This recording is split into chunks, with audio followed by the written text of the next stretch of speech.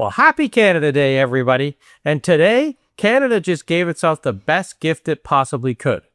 Mark Carney stood up yesterday and said clearly, calmly, and with a full economic plan behind him that Canada is done building its future around American goodwill. Done. Not pivoting gradually, not hedging diplomatically, but done. He backed it up with pipelines to Asia, LNG terminals aimed at Europe, nuclear energy as a national export, and a brand new electricity spine running east to west across this country.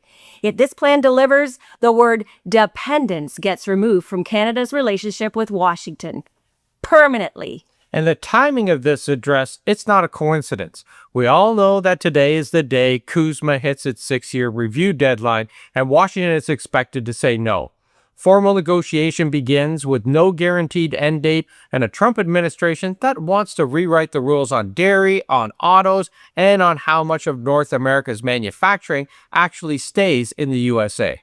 But Prime Minister Carney sent a very clear signal about where Canada intends to go in his address, regardless of what Washington decides at that negotiating table.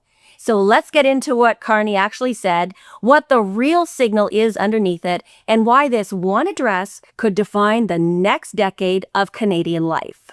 So Carney built his forward guidance address around 3 pressures every Canadian already feels personally: energy as an affordability issue, energy as a security issue, and energy as a climate issue, all at the same time. His core argument is that Canada cannot keep treating those as separate conversations happening in separate rooms. Now, for most families, energy is not a policy file. It's the heating bill, the gas bill, the electricity bill, and quietly, the price of almost everything sitting on a grocery store shelf. Right, and at the country level, energy, it decides how exposed Canada is when a terror threat lands or a political relationship turns hostile. Canada produces a staggering amount of energy. The problem is that almost all the infrastructure moving that energy was built around a single relationship, the one with the US. Our oil mostly flowed south. Provincial power grids were designed to trade more easily with American states than with the province next door. Washington became, over the decades, the customer Canada could never quite afford to lose. And that arrangement, it worked fine when the relationship was stable and the goodwill was genuine. But once Trump decided to use that dependence as leverage, the same system that looked like efficiency, it started to look like a trap. And Carney's answer is to build Canada out of that trap. Not burn the relationship down, to make sure that Canada can walk away from the table if it ever needs to in the future. Now, the distinction is important because Carney is careful about it. America still has a place in Canada's future. It just no longer gets to be the place. So let's start with oil. Almost all of Canada's crude exports have historically gone to the US. One buyer with enormous leverage, overpricing. Trans Mountain changed that by opening a direct lane to Pacific buyers, and that competition is already improving what Canadian oil actually earns. Carney reinforced that Canada is now developing the option for a second oil pipeline to the West Coast. No route is confirmed yet, and no specific project is approved, but the political signal is enormous.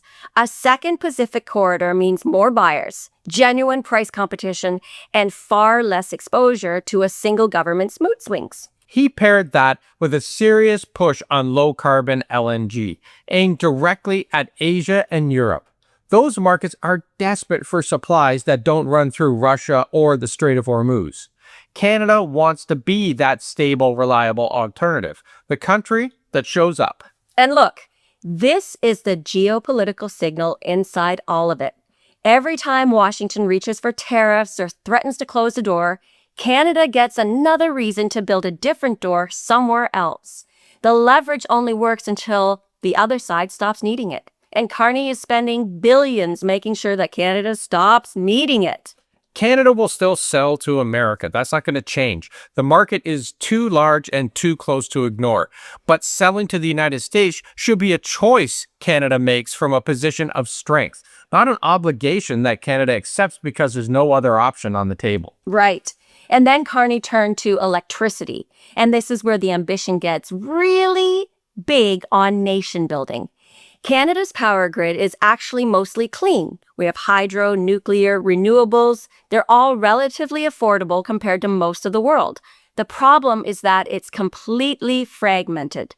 Provincial systems built in isolation, sometimes trading more easily north and south with American states than east and west with each other. The plan is new transmission lines, a national electricity spine that lets provinces actually support each other.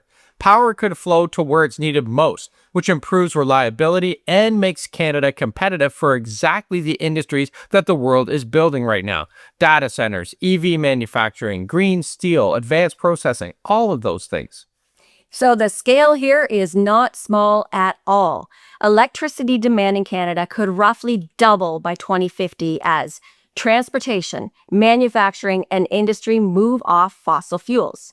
Investment estimates have landed near 1 trillion Canadian dollars. Whoa, that is a generational commitment. Yeah, and Carney says that the payoff justifies it. Lower total energy costs for 7 in 10 households, up to $15 billion in savings by 2050. Those are projections, not guarantees. They require projects delivered on budget and on time, and savings that actually reach the consumers rather than disappearing into cost overruns. But I know that I would love some discounts here. His efficiency case is solid, though. Electric vehicles, heat pumps, modern industrial systems. They use less total energy to do the same work as the machines that they're replacing. Your electricity bill, it might rise while your combined spending on gas, heating, fuel, and power goes down overall. Now, That's cool. It is. But the risk here, we all know that, is Canada's well-documented habit of announcing something nation-building and then spending a decade deciding where to hold the first planning meeting.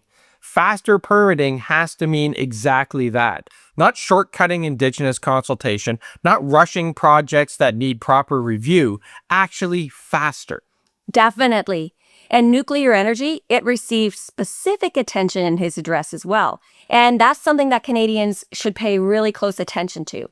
Canada already has the uranium, the reactor expertise, and established supply chains that most countries would pay serious money for. Carney's treating new nuclear projects not just as domestic power generation, but as an export industry. Yeah, and that is genuinely a different way to frame it. Canadian nuclear? You said it. Yeah. Canadian nuclear technology built and deployed here at home becomes something we sell to the world. Skilled jobs, export revenue, and a reputation as the country that can deliver reliable, clean energy infrastructure to partners who need it. That is a real economic coup. The overall energy strategy deliberately refuses to rely on one technology, Dave. And that is so smart. Hydro, nuclear, renewables, natural gas with carbon capture, geothermal. Every region in Canada starts from a different position. And Prime Minister Carney is building a plan that respects that reality rather than imposing one solution from Ottawa on every province. Now, here's the section that Prime Minister Carney could have buried, but he didn't. He admitted directly that Canada's emissions will be higher over the next few years than projected under the previous government's plan. He said that the Trudeau government's approach had become too expensive, too divisive, and too damaging to the national consensus he needs to actually finish the transition. So, this is a real concession, and I see people are angry. But it deserves it, honestly, because Carney is allowing more near-term oil and gas development while betting that electrification, nuclear expansion, and cleaner production methods deliver deeper reduction later. Canadians are being asked to trust that the difficult work actually gets done, not deferred from some future government. And it makes sense. Now, the pragmatic case here is genuine. The climate policy that fractures national unity, drives up costs, and loses public support will not survive long enough to accomplish anything. The transition has to stay affordable and politically durable, or it collapses halfway through and gets reversed entirely. So the accountability case is equally real. Governments are very good at promising the hard emission cuts after the next election. Carney's plan earns support, but only if the clean build-out is funded, if it's measurable and moving at the same time as the new oil and gas infrastructure, not after, alongside. And that is the test worth watching, and I think he can do it. I think so too. Then, in the speech, he linked the change directly to national unity. Federal climate policies became a source of deep anger in Alberta, and separatists have used that anger to argue that Canada is holding the province back. Well, he's telling the West that its energy industry has a future inside Canada while asking it to compete as a lower carbon supplier. Yeah, he wants Alberta to hear growth, Quebec to hear clean electricity, Ontario to hear nuclear and manufacturing. He wants Indigenous nations to hear ownership and international partners to hear reliable supply. That's a lot. Construction schedules and budgets are usually less cooperative than that speech, but I have faith. Yes. Then there's the geopolitical argument, and this is where the address becomes really powerful. Carney's reading of the current moment is that the real damage from global instability isn't that energy flows stop. Markets usually find a workaround. The real damage is the collapse of trust between trading partners. Oil flows, they can restart in months, but confidence, that takes years or decades. Yeah. And Canada is positioning itself as the country that doesn't threaten its customers on a Thursday morning.